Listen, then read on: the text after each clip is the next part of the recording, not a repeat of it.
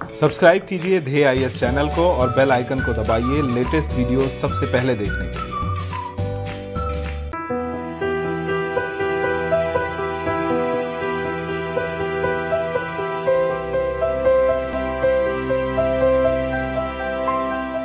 नमस्कार, मैं सुनील वर्मा ध्येय आईएएस टीम की ओर से आपका स्वागत करता हूं ध्येय टीवी पर। हम बात करेंगे डेली करंट अफेयर्स के अपने प्रोग्राम पर, जैसा कि हम प्रतिदिन करते आए हैं।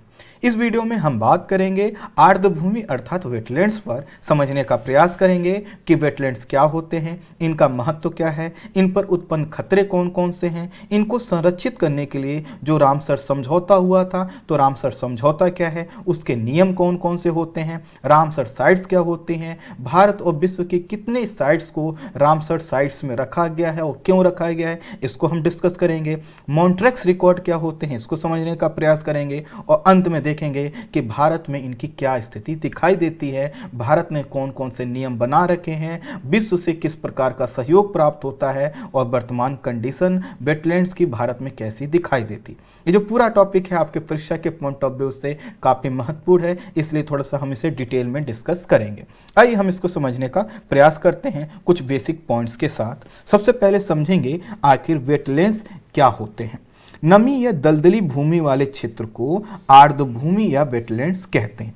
यह ऐसे स्थान होते हैं जहां वर्ष भर आंशिक रूप से या पूर्णतः जल भरा रहता है, जिससे यहां भरपूर नमी बनी रहती है। कुल मिलाकर ये क्षेत्र क्या होते हैं, जहां पर नमी बनी रहती है। नमी की उपलब्धता ही क्या है, वेटलैंड्स का सबसे बड़ा आधार है।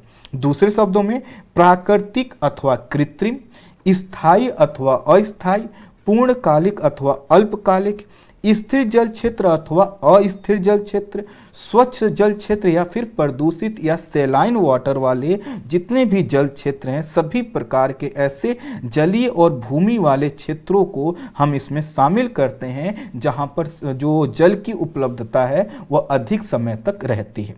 अगर हम समुद्र के संदर्भ में देखें तो ऐसे क्षेत्र जिनकी गहराई 6 मीटर से अधिक नहीं हो, उनको भी हम आर्द्रभूमि के अंतर्गत रखते हैं। अर्थात कोई तटीय क्षेत्र, कोई कोस्टल वाला एरिया जो है वह इसके अंतर्गत शामिल हो सकता है, जब तक कि जल की गहराई 6 मीटर से अधिक ना हो जाए। हमारे आसपास दिखने वाले जो दलदली भूमि वाले क्षेत्र होते हैं, जिनको हम स्वैम्प्स बोलते हैं, या जो दलदली झाड़ी युक्त क्षेत्र होते हैं, जिनको हम मार्शलैंड बोलते हैं, या फिर कोई ऐसा क्षेत्र जो घास युक्त दलदली क्षेत्र है, जैसे आपने देखा होगा कि आपके ग्रामीण क्षेत्रों से बाहर जो तालाब जैसा क्षेत्र होता है, ऐसे क्षेत्रों को भी हम इसमें रखते हैं। ऐसे क्षेत्र जो जल प्लावित घास क्षेत्र, अर्थात जहां पर आपने तालाबों में देखा होगा कुछ वनस्पतियां तैरती रहती हैं, उसको इसके अंतर्गत रखते हैं। खनिज युक्त नम भूमि वाले जो फेंस एरिया होते हैं, उसको इसमें रखते हैं। सड़े गले पौधों के जमाव वाली जो आर्द्रभूमि होती है, जिसको हम पीटलैंड बोलते हैं, उसको इसके अंतर्गत रखते हैं। नदी, झील, बाढ़ क्षेत्र, मैंग्रोव वाला क्षेत्र, डेल्टा वाला क्षेत्र, धान के खेत, कोरल रीफ्स अर्थात परवाल भित्ति वाले क्षेत्र, जो आपके बांध होते हैं, जो नहरें होते हैं, जो झरने होते हैं, आदि सभी क्या है, इसी आर्द्रभूमि पारिस्थितिकी तंत्र अर्थात वेटलैंड इकोसिस्टम के ही क्या है, पार्ट है।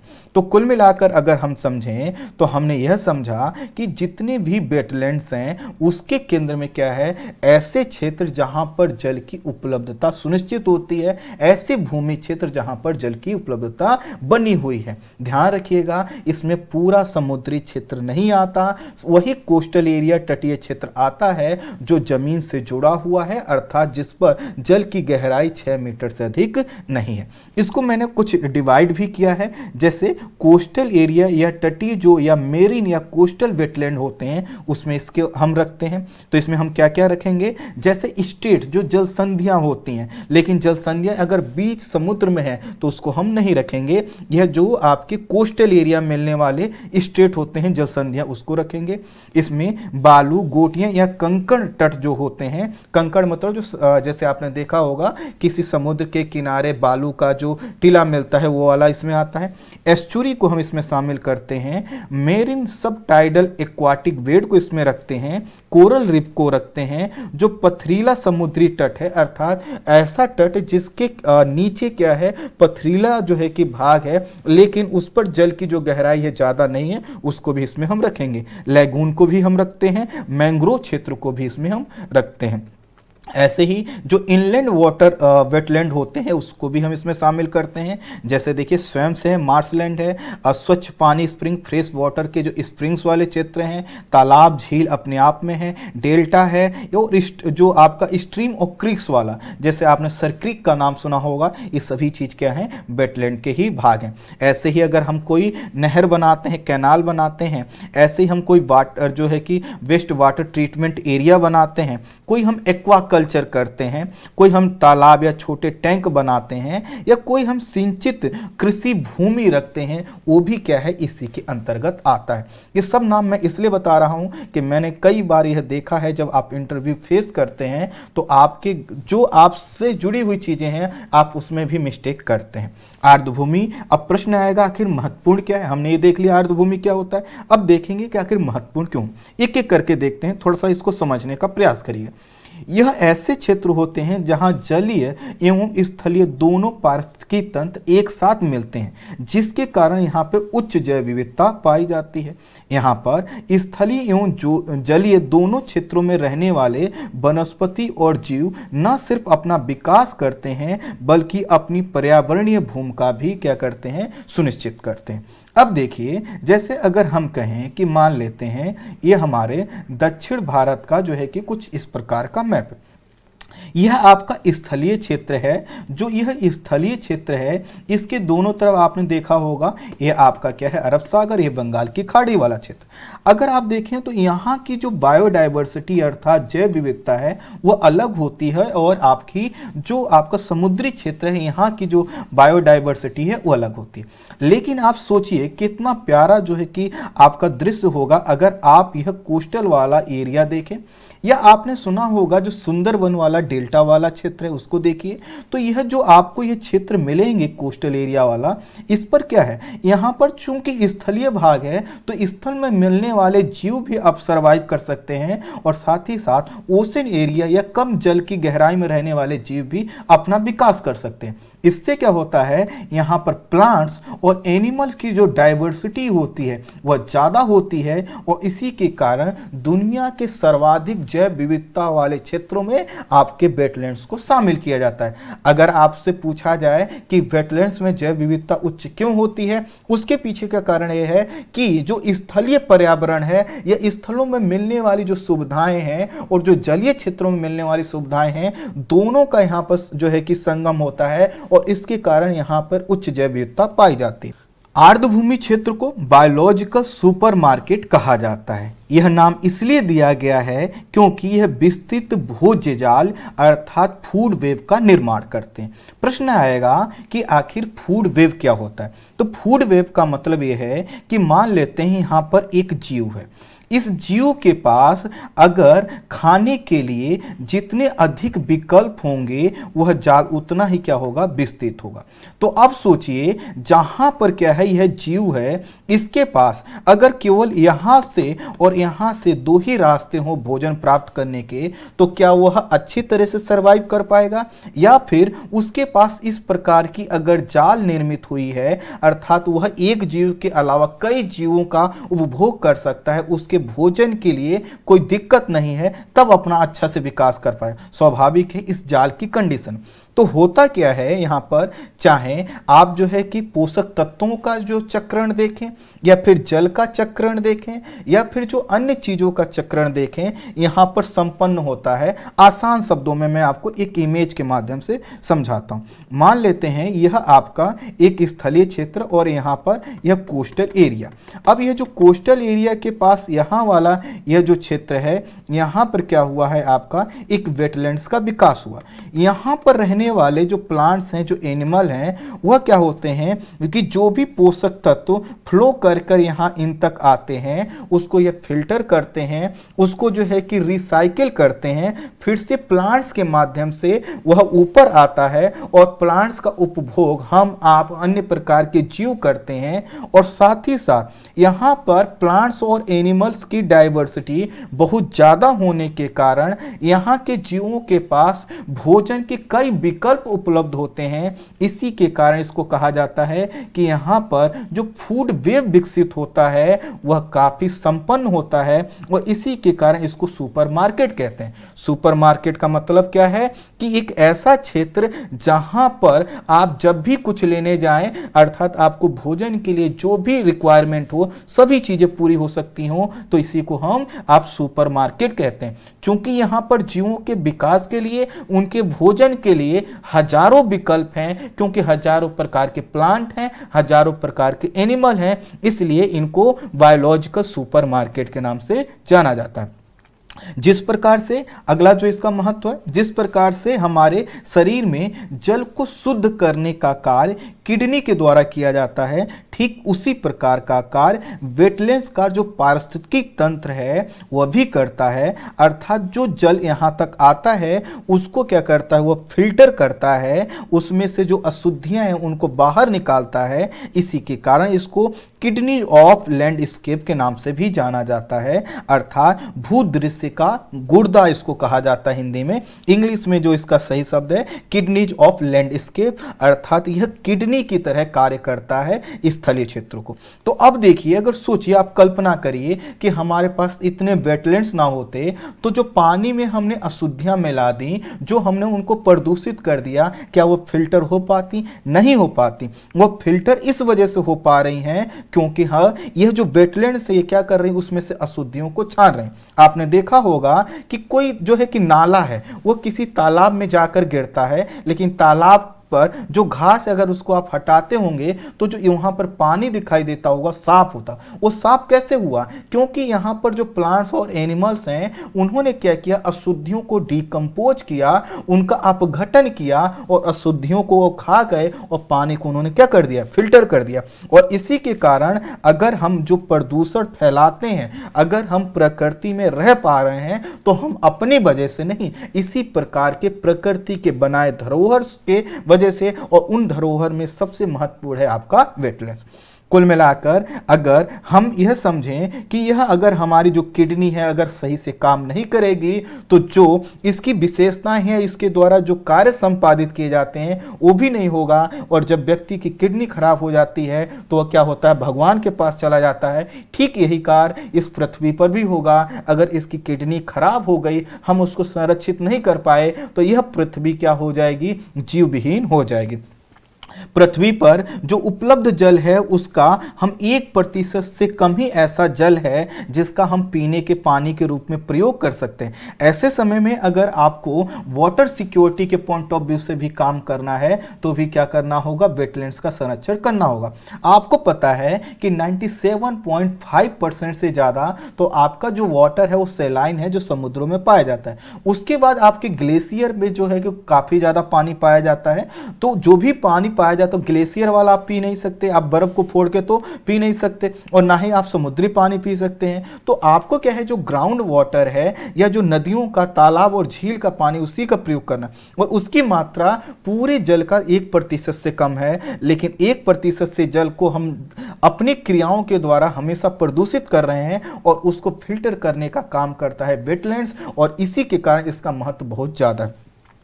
अगर बढ़ता हुआ जो हमारा जल प्रदूषण है, घटता जल स्तर है, इसकी महत्व को और बढ़ा देता है, इसलिए हमें इसको संरक्षित करने की आवश्यकता है। अगला महत्व देखते हैं। जो आर्द्र भूमि होते हैं इनका एक औषधीय महत्व भी है, क्योंकि यहाँ पर मिलने वाले जो पौधे होते हैं उनका प्रयोग हम जो है कि औषधि निर्माण में भी करते हैं। अर्थात यहाँ पर जो पौधे मिलते हैं उनसे न सिर्फ जीवों की खाद्य सुरक्षा सुनिश्चित होती है, वहाँ का जो पर्यावरण, जो पारिस्थितिकी वो संरक्षित रहता है, बल्कि हजारों प्रकार की दवाइयों का निर्माण यहाँ पर मिलने वाले पौधे से किया जाता है। सोचिए, आप कई प्रकार की बीमारियों के लिए यहाँ के जो पौधों से बना जो है कि औषधियों का प्रयोग कर रहे हैं, अगर वो नहीं होंगी तो आप क्या करेंगे, वो आप तक वो दवाइयाँ नहीं पहुँच पाएंगी और आप बीमार होते जाएंगे, बहुत बीमार हो जाएंगे, और इतने बीमार हो जाएंगे कि अब भगवान के पास आप चले जाएंगे। इसी के साथ साथ जो आर्द्र भूमि क्षेत्र है, जो वेटलैंड्स होते हैं, यहाँ पे मत्स्य उत्पादन अर्थात मछली और उससे जुड़े जीवों का उत्पादन बड़ा मात्रा में होता है। फसल उत्पादन के पॉइंट ऑफ व्यू से भी ये क्षेत्र सबसे ज़्यादा महत्वपूर्ण होते हैं। साथ ही साथ अन्य प्रकार की यहाँ पर आर्थिक क्रियाएं भी होती हैं। इस कारण आजीविका के पॉइंट ऑफ व्यू से भी इनका महत्व क्या है, ज़्यादा है। अगर आप वेटलैंड्स को संरक्षित करते हैं तो उस पर निर्भर कई लोगों को आप संरक्षित कर रहे हैं, फूड सिक्योरिटी को सुनिश्चित कर रहे हैं। विकासशील देशों की एक बहुत बड़ी आबादी, खासकर ग्रामीण क्षेत्रों की, इसी पर निर्भर रहती है। इसलिए आपको इसका संरक्षण करना न सिर्फ अनिवार्य है बल्कि उसके अलावा कोई दूसरा विकल्प नहीं है। इसका जो पर्यावरणीय महत्व है वो बहुत ही ज्यादा है। ये क्या करते हैं, बाढ़ की विभीषिका को रोकते हैं। आपने देखा होगा कि जिन क्षेत्रों में बाढ़ आती है वहां पे तालाब बना दिए जाते हैं। तो तालाब अगर प्राकृतिक है या मानव निर्मित है, वह क्या करेगा, बाढ़ को कंट्रोल करेगा। ठीक इसी तरह से जल और वायु को स्वच्छ करते हैं। जल तो समझ में आ गया, वायु कैसे, वायु इस वजह से कि जब यहाँ पर जो वनस्पतियाँ होती हैं वो कार्बन डाइऑक्साइड और दूसरी जो अशुद्धियाँ हम वायुमंडल में छोड़ते हैं उनका अवशोषण करते हैं। ये भूमिगत जल को रिचार्ज करते हैं। आपने देखा होगा कि जिन शहरों में तालाब नहीं होते, कुएं नहीं होते, आर्द्रभूमियाँ नहीं होती हैं, वहाँ का ग्राउंड वाटर नीचे से जाता है और इसको रिचार्ज करने की सबसे बड़ी भूमिका निभाते हैं वेटलैंड। ये खनिजों का शोधन करते हैं, अर्थात जो भी खनिज हम चाहे हमने माइनिंग के द्वारा प्राप्त किया हो, हमारे शरीर से निकला हो, इस सब का शोधन करते हैं। ये मरुस्थलीकरण को रोकते हैं। इसीलिए आपने देखा होगा जिन क्षेत्रों में जो शुष्क अर्धशुष्क क्षेत्र होते हैं वहां पर मरुस्थलीकरण को रोकने के लिए वहां पर क्या है, वेटलैंड्स को बढ़ावा दिया जाता है। ये पृथ्वी और उसके वायुमंडल के तापमान को कंट्रोल करते हैं। आपने देखा होगा जिन क्षेत्रों में वेटलैंड्स ज्यादा होते हैं वहां का जो टेम्परेचर होता है वह कम होता है, और जब टेम्परेचर वहां का कम होने का मतलब है कि जो हमारा प्राकृतिक पर्यावरण है वह थोड़ा संरक्षित हुआ है।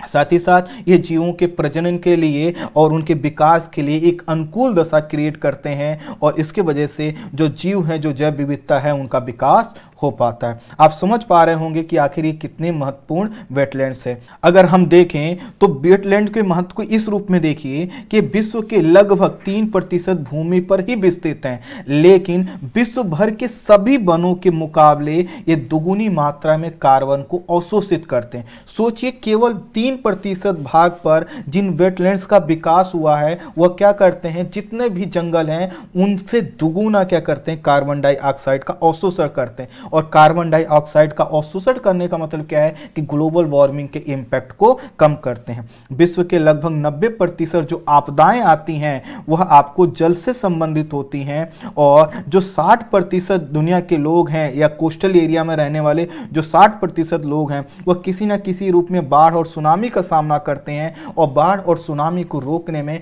इनका महत्व बहुत ज़्यादा है। 2004 की जो सुनामी है इसका देखा गया है, उसके बाद जितनी सुनामी आई उनको भी रिकॉर्ड किया गया है कि जिन क्षेत्रों में मैंग्रोव, और मैंग्रोव क्या है, वेटलैंड्स के एग्जाम्पल हैं, जिन एरिया में मैंग्रोव ज़्यादा होते हैं तो वहाँ पर सुनामी का जो प्रहार है, जो उसका कहर टूटता है, वह कम हो जाता है।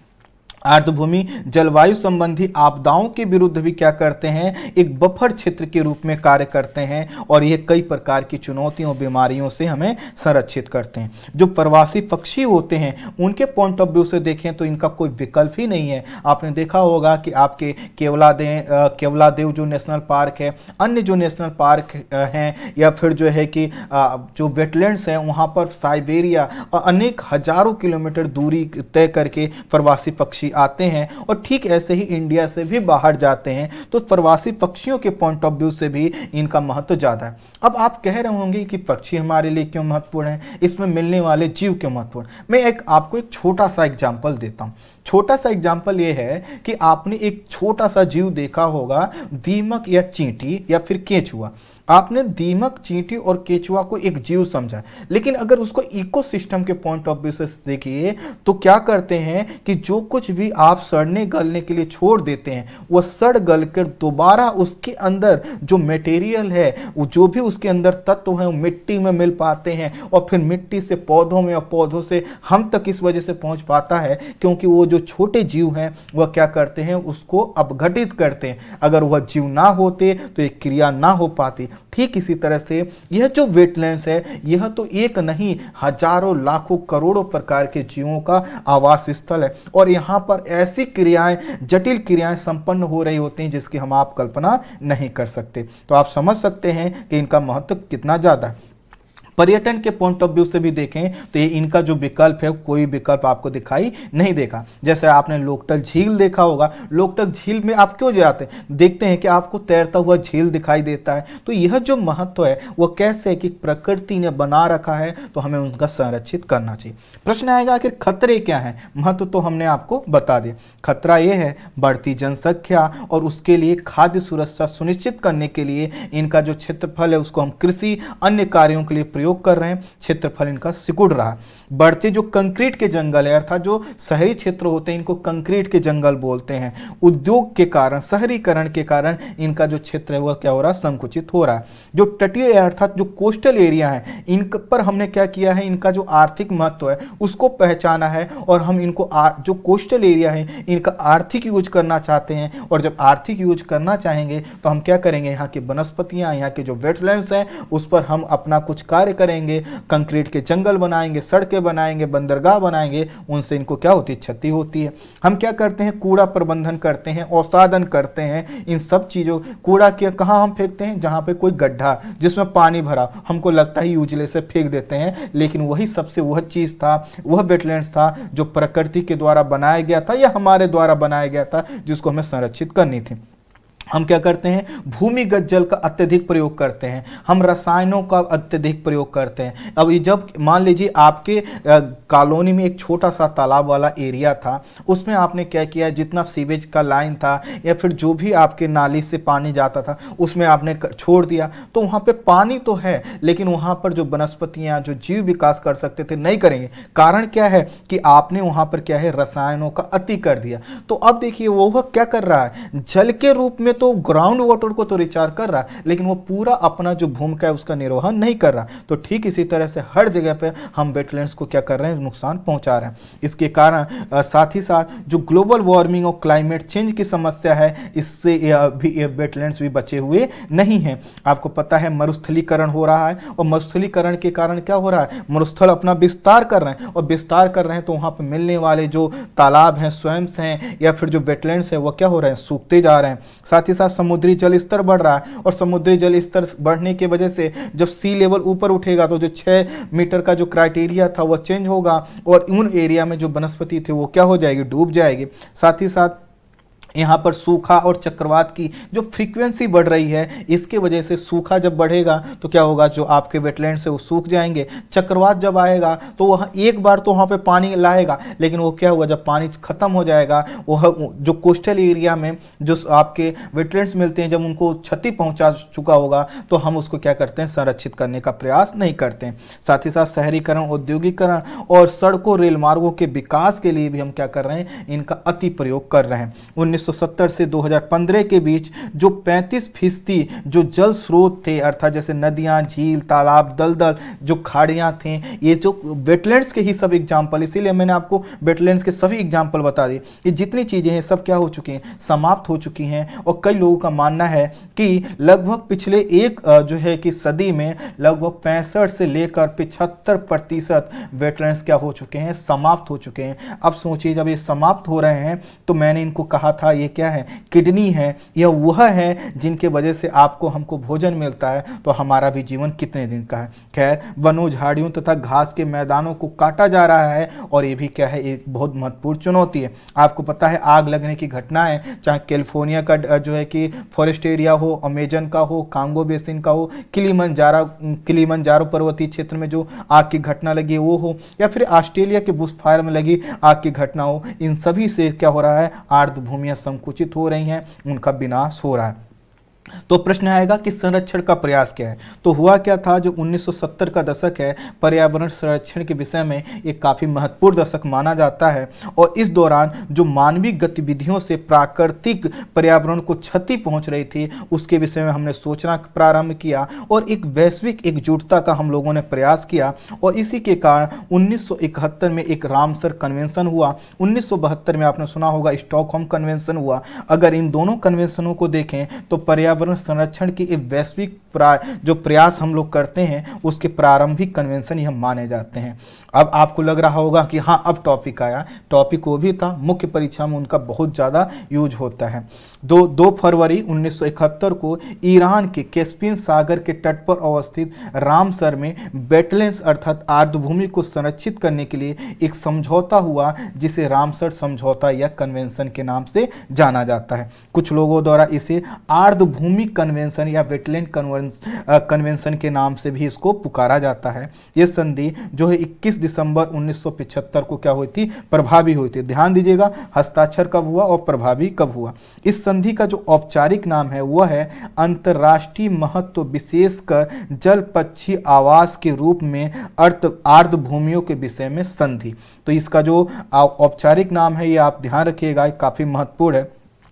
ये जो संधि है एक अंतर सरकारी संधि है। इसका मतलब है कि इसमें जो देश हैं, जो गवर्नमेंट्स होते हैं वो मिलकर कार्य करती हैं और ये क्या करती हैं, आर्द्रभूमि के संरक्षण और उनके समुचित उपयोग के संदर्भ में मार्गदर्शन को सुनिश्चित करती हैं। इसके जो हस्ताक्षरकर्ता होते हैं अर्थात जो भी सदस्य देश इसके हस्ताक्षर करता है उनकी जो संख्या है वह 171 है और इनको बोला जाता है कॉन्फ्रेंस ऑफ पार्टीज। तो कॉन्फ्रेंस ऑफ पार्टीज का मतलब क्या है, इसके जो हस्ताक्षरकर्ता देश हैं और यह विश्व की सबसे बड़ी संधियों में से एक मानी जाती है और जिसके तहत हम पर्यावरण को बचाने का प्रयास कर रहे हैं। यह जो सीओपी है अर्थात कॉन्फ्रेंस ऑफ पार्टीज है, यह सदस्य देशों की जो बैठक है यह नीति बनाने का कार्य करती है। यह देखने का प्रयास करती है कि नियमों और नीतियों का जो उन्होंने निर्माण किया है और जिन देशों ने रामसर समझौते पे हस्ताक्षर किया है वह सही से इनका पालन कर रहे हैं या नहीं कर रहे हैं। लेकिन इसके साथ एक दिक्कत ये भी है कि इसकी जो सीओपी की बैठक 3 साल में होती है, इसलिए लोग कहते हैं कि वेटलैंड्स के संरक्षण के लिए हम लोग बहुत ज़्यादा मजबूत तरीके से कुछ नहीं करवा। इसकी जो इसमें शामिल सदस्यों को यह आश्वासन देना होता है अर्थात जो भी रामसर कन्वेंशन को हस्ताक्षर करेगा उसको आश्वासन देना होता है कि वह अपने आर्द्रभूमि का संरक्षण करेंगे, किसी प्रकार की ऐसी गतिविधि को बढ़ावा नहीं देंगे जो आर्द्रभूमि को नुकसान पहुंचाती हो। अर्थात यह जब टर्म्स एंड कंडीशन वो पूरा करेंगे तभी उनको सदस्य बनाया जाएगा। 1971 में जब यह समझौता हुआ तो सदस्य देशों से कहा गया कि वह अपने किसी एक आर्द्रभूमि को क्या करें, नामित करें जिससे रामसर सूची का निर्माण किया जा सके। रामसर सूची का मतलब ऐसे वेटलैंड्स की सूची जो बनाई जानी थी जिनका संरक्षण वैश्विक रूप से किया जाना था। तो सबसे पहले कहा गया सभी देशों से जो हस्ताक्षर कर रहे थे कि आप अपनी अपनी एक जो है कि वेटलैंड्स का नाम बताइए और इन सबको मिलाकर हम एक रामसर जो है कि सूची बनाते हैं और बाद में हम अन्य जो है कि वेटलैंड्स को इसमें शामिल करते हैं। धीरे धीरे जो है कि इसमें जो इस सूची में शामिल जो साइट्स हैं उनकी संख्या बढ़ने लगी। भारत की तरफ से 1981 में चिल्का झील को इसमें शामिल करने का प्रस्ताव दिया गया और ये पहली भारतीय रामसर साइट्स बनी। रामसर साइट्स या कन्वेंशन आर्द्रभूमि के संरक्षण के लिए अनेक जो है कि ये जो रामसर जो साइट्स है या रामसर जो कन्वेंशन है जो हमने कहा कि हस्ताक्षर किया गया, तो इस संरक्षण का प्रयास कैसे करता है। पहले तो ये क्या होता है कि अंतर सरकारी संगठन है, सदस्य देश इसमें आपस में सहयोग करते हैं, मिलजुल कर जो है कि बातचीत करते हैं। कोई ऐसा जो है कि वेटलैंड्स है जो 2 देशों या अन्य देशों के संपर्क में है जैसे कैस्पियन सागर वाला क्षेत्र, तो उसमें सभी देश सहयोग करते हैं। इसके अलावा अनेक जो संगठन है उनका भी सहयोग इसको मिलता है। इसी में है एक वर्ल्ड लाइफ इंटरनेशनल, दूसरा है IUCN। इन सभी के विषय में आप जानते हैं, नहीं जानते हो तो प्लीज़ आप जान लीजिएगा, मैंने पिछली वीडियो में इन पर काफ़ी डिटेल में बात की है। इंटरनेशनल वाटर मैनेजमेंट इंस्टीट्यूट, उसके बाद वेटलैंड इंटरनेशनल के विषय में तो यूपीएससी भी पूछ चुका है। WWF, WWT, CBD, UNCCD, CMS और साइट्स, ये जो प्रमुख संगठन हैं जो इनके तहत भी क्या होता है इसको सहयोग मिलता है। इन सभी संगठनों का अगर आप चाहेंगे तो मैं आगे चलकर कभी बात कर लूँगा, लेकिन मैं सब पर बात कर चुका हूँ और इन सभी का सहयोग इसको मिलता है। जैसे IUCN के विषय में जानते हैं, साइट्स के विषय में जानते हैं, ऐसे ही जो कन्वेंशन ऑन माइग्रेटरी स्पीसीज है, इनके विषय में भी आन जानती, सभी ये सहयोग करते हैं। उद्देश्य एक ही है, वेटलैंड्स को संरक्षित करना। रामसर सूची में जो बनाई जाती है, तो आखिर वो जो सूची में शामिल किया जाएगा किसी जगह को, उसका आधार क्या है? तो इस सूची में उन्हीं आर्द्रभूमियों को शामिल किया जाता है जिनका पर्यावरणीय या फिर जैविक महत्व बहुत ज्यादा हो। ऐसा नहीं होगा कि आप कह दें कि हमारे यहाँ तो 300 झीलें हैं, 500 तालाब हैं और 400 गड्ढे हैं, सबको शामिल नहीं। जिनका जो है कि क्या होगा, जिनका जैविक महत्व या पर्यावरणीय महत्व पूरी दुनिया अर्थात कॉन्फ्रेंस ऑफ पार्टीज किसके, रामसर सूची में, रामसर जो समझौता उसमें शामिल जो सदस्य देश हैं, जब सबको लगेगा कि हाँ ये महत्वपूर्ण है, तभी उसको शामिल किया है। इसीलिए सभी देश सुझाव भेजते हैं कि आप हमारे इस साइट्स को विजिट कर सकते हैं, देख सकते हैं, जब उनको ठीक लगता है तभी इसमें शामिल करते हैं। इसके पीछे का कारण क्या है? जब किसी साइट्स को इसमें शामिल किया जाएगा तो न सिर्फ उस देश की प्रतिबद्धता उसके संदर्भ में बढ़ जाएगी, बल्कि जो रामसर समझौते से जुड़े देश हैं उन सभी देशों की जिम्मेदारी होगी कि उसके लिए फंड की व्यवस्था करवाएं, उसके लिए कोई तकनीकी सहयोग चाहिए हो या फिर अन्य किसी प्रकार का सहयोग चाहिए हो तो भी वो करवाएं। तो इस वजह से क्या होता है, इसमें शामिल करना काफी कठिन होता है। तो पहला तो इसका कारण क्या होना चाहिए इसमें कि उन्हीं जो है कि आर्द्रभूमियों को शामिल किया जाएगा जिनका जैविक महत्व, पर्यावरणीय और जैविक महत्व का मतलब है कि जहां पर जीवों का विकास बहुत ज्यादा होता हो। अगर वह नहीं रहेगा वेटलैंड्स तो वह क्या हो जाए, वहां पर जो जीवों का विकास होता है वो प्रभावित होगा। इसलिए कहा जाता है कि चूंकि ये जो वेटलैंड्स है इसको संरक्षित कीजिए, नहीं तो समाप्त हो जाएगा। तो यह वेटलैंड्स पर जो जीवों का विकास होता है इसका भी जैविक महत्व खत्म हो जाएगा। तो पहली क्राइटेरिया। दूसरा है प्रकृति एवं पारिस्थितिकी दृष्टिकोण से अत्यधिक महत्वपूर्ण। कई जगह ऐसा होता है कि जहां पर जीवों का विकास तो नहीं होता, लेकिन अगर वहां पर जो झील है, जो तालाब है, वह अगर नहीं रहे तो वहां के चारों ओर निर्भर जो जीव हैं, चाहे पानी पीने के लिए, वहां के तापमान को रेगुलेट करने के लिए, किसी अन्य कार्य, वह अगर खत्म हो जाएगा तो वहां का जो पूरा इकोसिस्टम है वह क्या हो जाएगा, डैमेज हो जाएगा। तो उसको भी इसमें शामिल किया जाता है। वहीं तीसरा जो क्राइटेरिया है, वहां पर 20,000 से अधिक जो जलीय जीव एवं पक्षी निर्भर हों। अर्थात कोई ऐसा क्षेत्र जहां पे देखें, अगर आप कदम रखें तो मालूम चलो मछलियों की ढेर है, वहां पे कई प्रकार के जीव हैं, छोटे मोटे जीव हैं। तो जहां पर जलीय जीवों की विविधता या पक्षियों की विविधता जहां ज्यादा देखी जाती है उसको इसमें रखते हैं। एक आर्द्रभूमि जो किसी एक प्रजाति की कुल संख्या के 1% का प्रतिनिधित्व करता हो। मान लेते हैं कि कहीं पूरी कोई एक प्रजाति की 1000 संख्या है, लेकिन मालूम चला एक ही स्थान पे अगर आप देखें तो आपको पता चलेगा कि यहाँ पे 100, 10, 20, 50, अर्थात अगर उस किसी प्रजाति की कुल संख्या के 1% का कहीं आपको संकेंद्रण दिखाई देता किसी आर्द्रभूमि में, तो आप उसको इसमें शामिल करवा सकते हैं। जहां मछलियों की अत्यधिक प्रजातियां हों उसको भी इसमें रखा जाता है। साथ ही साथ अगला क्राइटेरिया जो है कि वहां मिलने वाले जीवों पर के अस्तित्व पर संकट उत्पन्न हो रहा। मान लेते हैं एक तालाब है, इस तालाब में का जो है कि बहुत ज्यादा जैविक महत्व भी नहीं था, पर्यावरणीय महत्व भी नहीं था, लेकिन यहाँ पे कुछ जीव थे जो विशिष्ट थे। अगर यह जो आपका ये वेटलैंड से इकोसिस्टम है ये डैमेज हो गया तो वह भी लुप्त हो जाएंगे। तो इसके कारण इसको भी हम शामिल कर सकते हैं। साथ ही साथ ऐसे आर्द्रभूमि जो किसी भी प्रकार का खास महत्व रखते हो किसी भी पॉइंट ऑफ व्यू से, उसमें भी इनको क्या किया जा सकता है, शामिल किया जा सकता है। ये जो आधार है ध्यान रखिएगा, काफी महत्वपूर्ण है। इस संधि में प्रावधान किया गया है कि आर्द्रभूमियों के संरक्षण के लिए वैश्विक प्रयास और मजबूत इच्छा शक्ति की आवश्यकता है, और इसी के कारण ये जो हम सूची बनाते हैं जिसका नाम है रामसर सूची, इसका भी महत्व काफी बढ़ जाता है। इस सूची का जो आधिकारिक नाम है वो ध्यान रखिएगा, वो क्या है, वेटलैंड ऑफ इंटरनेशनल इंपोर्टेंस। तो अगर आपसे पूछा जाए कि जो रामसर सूची होता है उसका ऑफिशियल नेम क्या है, तो वह है वेटलैंड्स ऑफ इंटरनेशनल इंपोर्टेंस, अर्थात ऐसे वेटलैंड जिनका इंटरनेशनल इंपॉर्टेंस है उसको इसमें रखा जाता है। इस सूची में शामिल स्थानों और आर्द्रभूमियों को संरक्षित करने के लिए कड़े कानूनों का निर्माण किया जाता है और साथ ही साथ वैश्विक सहयोग भी मिलता है। इस सूची में इस समय लगभग 2400 से अधिक जो है कि स्थानों को, वेटलैंड्स को शामिल किया जा चुका है, जिनका क्षेत्रफल कुल क्षेत्रफल के लगभग आपका इनका जो टोटल क्षेत्रफल है वह 2.5 मिलियन वर्ग किलोमीटर है। भारत की 38 आर्द्रभूमि भूमियों को इसमें शामिल किया जा चुका है, जिनका क्षेत्रफल 10,670 वर्ग किलोमीटर से अधिक है। भारत के पर्यावरण मंत्रालय को दी गई जानकारी के अनुसार उत्तराखंड के आसन संरक्षित क्षेत्र, आसन कंजर्वेशन रिजर्व को रामसर सूची में शामिल किया गया है, जिससे संख्या बढ़कर 38 हो गई है। अन्यथा आप सुनते आए होंगे कि आपके यहाँ जो रामसर साइट्स की संख्या है वह 37 है। अब देखिए यह जो आसन कंजर्वेशन रिजर्व है इसको क्यों इसमें रखा गया है, भारत के अन्य कौन से कंजर्वेशन रिजर्व हैं, साथ ही साथ भारत ने कौन कौन से कानूनों का निर्माण वेटलैंड्स के लिए कर रखा है। काफी जो है कि कुछ चीजें मैं कल के वीडियो में इसके भाग 2 में डिस्कस करूंगा।